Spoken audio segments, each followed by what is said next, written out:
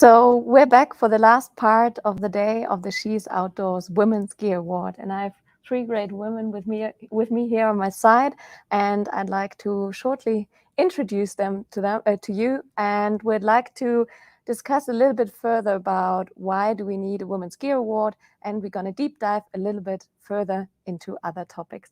So first of all, well, Jana Epp, everyone knows already by now, founder of She's Outdoors. Then to her right, I have Pamela Narvasio with me. She is part of the jury who's been awarding all the winners today. And she's a consultant with focus on corporate responsibility and governance, mainly focusing on sustainability as well as innovation and digitization. So welcome, Pamela, to this round. Thank you.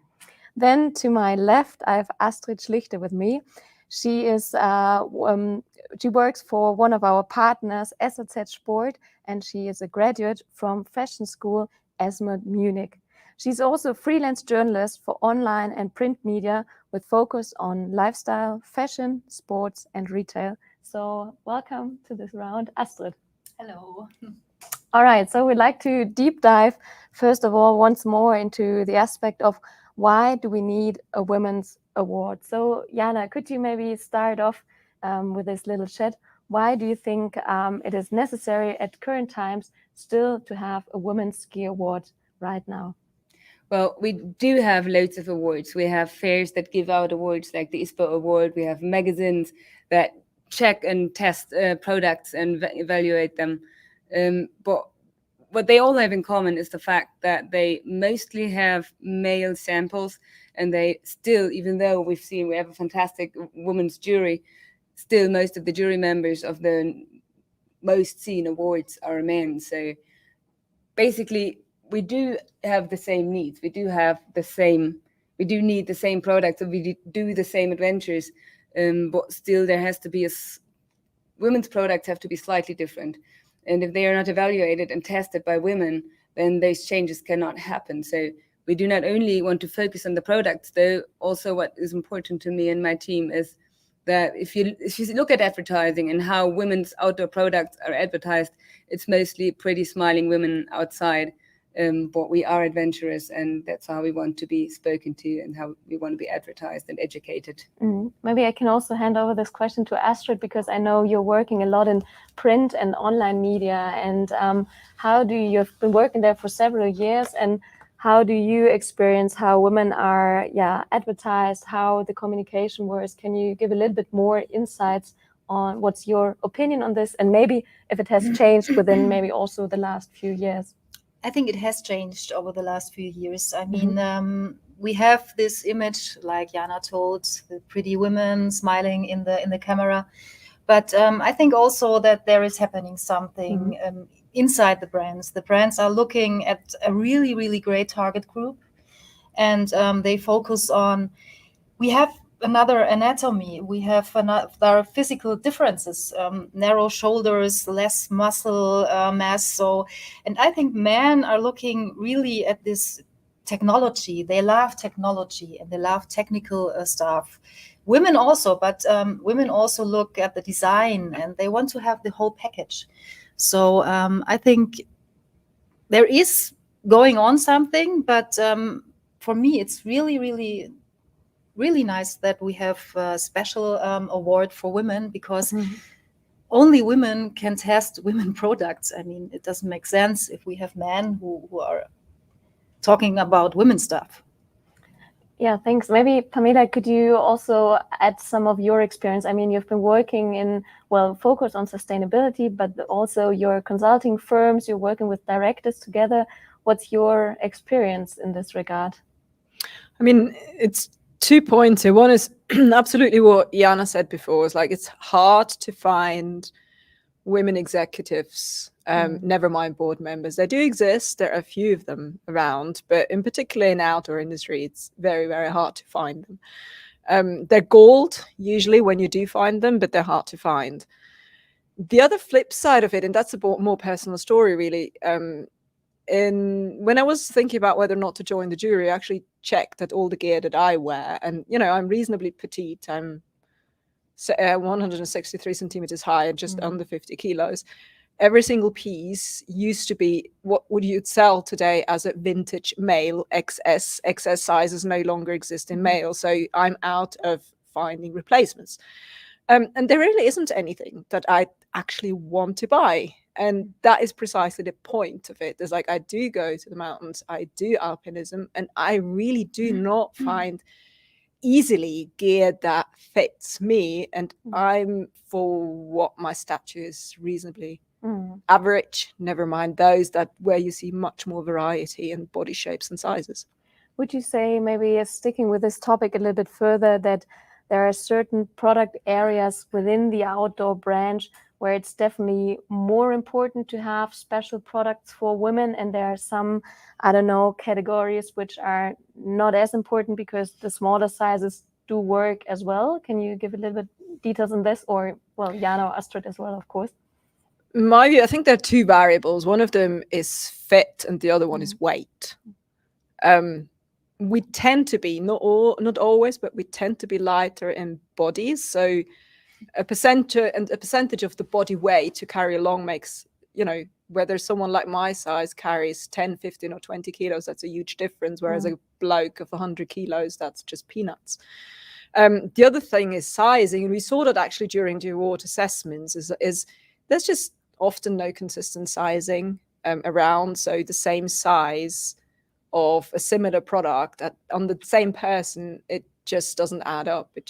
There's no consistency, and that really does make it hard to shop. And frustrating. Absolutely. I mean, Jana, I know that you're all of you are very much outdoor persons and you love doing sports, but could you maybe also from your personal experience give some insights in regard what your experience are with, female products you've personally been wearing, and maybe if this also gave you some indication and motivation for having this award? Yes, absolutely, especially when it comes to like outdoor professionals and expedition equipment. That's why I find it exceptionally hard to find gear for someone my size. So, for example, I've been looking for a hard shell jacket, and I need a really rough hard shell jacket to be able to carry my backpack with the cameras. It's often really quite heavy. So I tried to get a jacket, but I literally failed. And I went to every store in Munich, and I had a certain jacket in mind, and it was nowhere to be found. So that was kind of frustrating. At the same point, yes, of course, there is gear that is not needed in a women's size for example stuffs or pots or whatsoever. It doesn't matter if it's pink or if it's green or blue or whatsoever. It works for everyone the same. So there is categories. That's why there are some categories that we don't have in the award, where it just doesn't make sense to have a special female product for. But I mean, especially when it comes to clothing, if there is not a fit for me, then the product, if you have a functional cloth and if it doesn't fit, it doesn't function. So that is exceptionally important in that product range, I think. Yeah. Maybe Astrid, can you also share some of your ideas? Maybe before also your answer, of course, everyone can give some questions into this round. So if you do have questions, of course, feel free to send them in, and I will get them sent through and, can ask them here to the women over here on the panel. Yeah, Astrid, please. So from my point of view,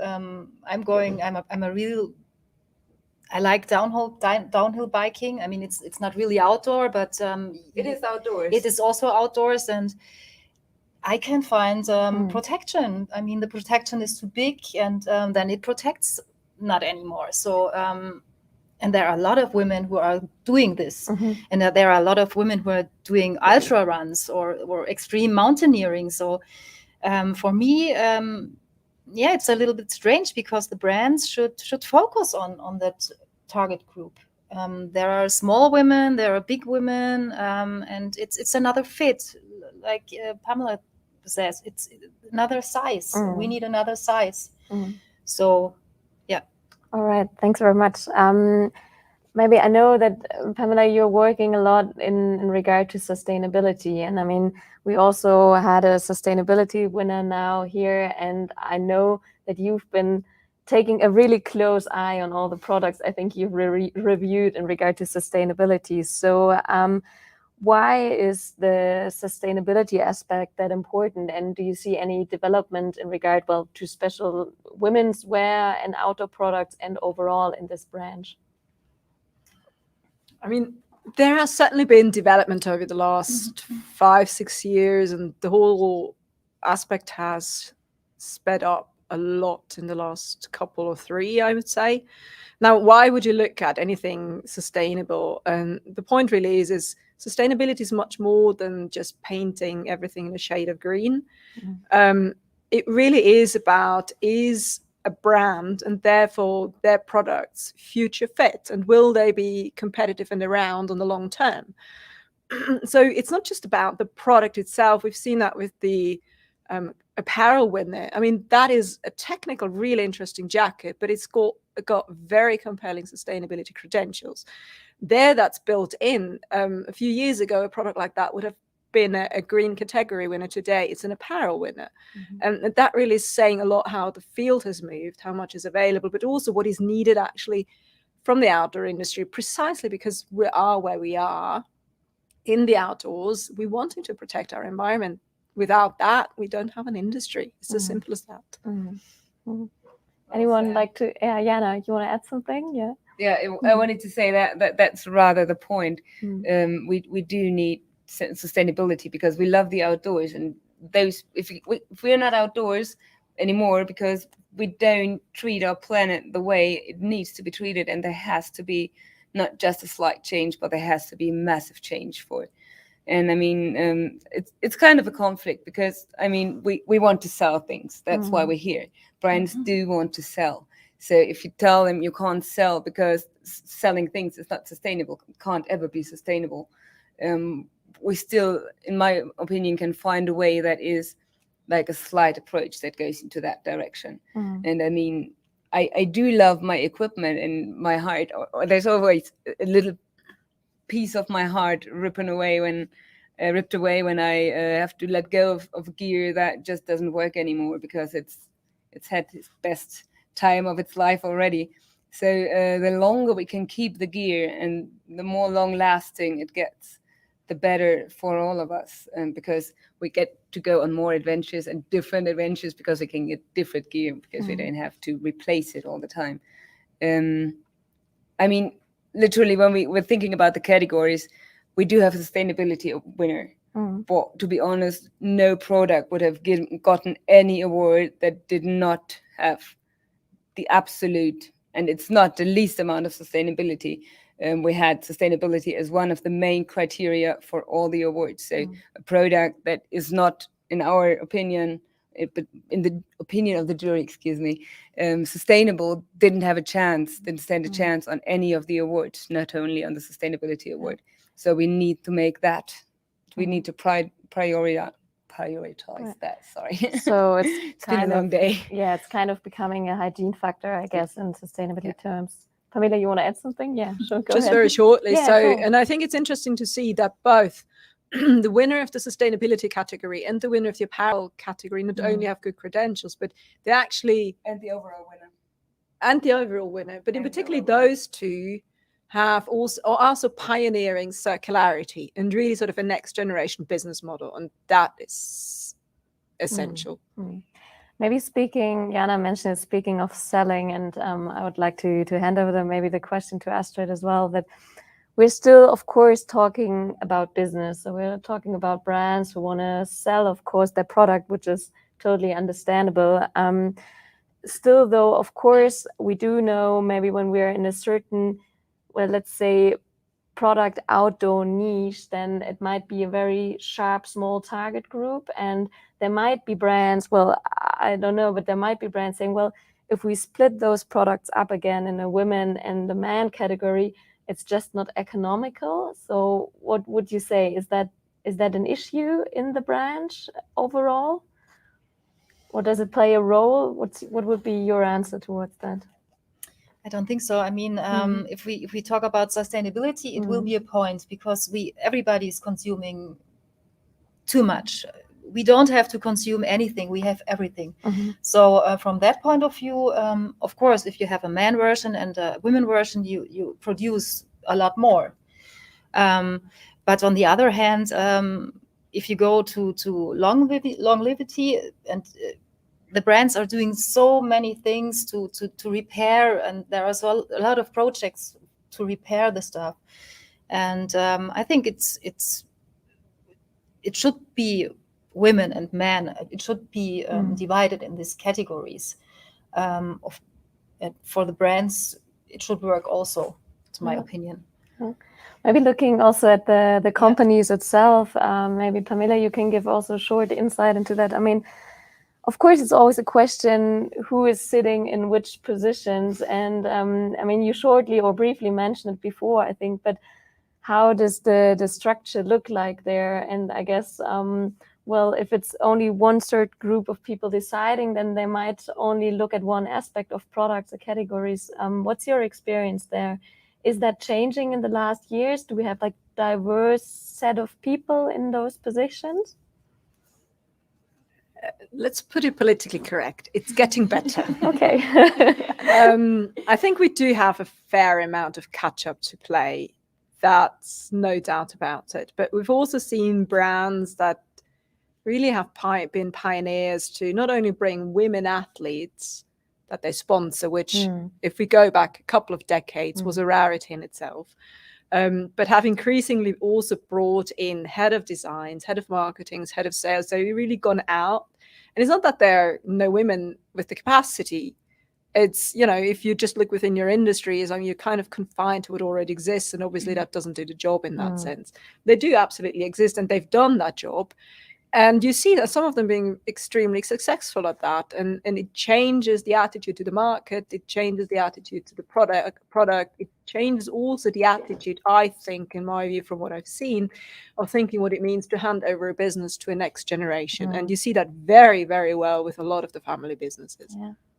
Yeah, it's probably, I guess, life cycles are getting shorter as well from products, and people have, well, more demands in regard what a product should offer and what benefits it should have. So I guess companies have to adapt with their products as well to the needs of the consumer as well, the female as well, the male consumers, I guess, right? Yeah.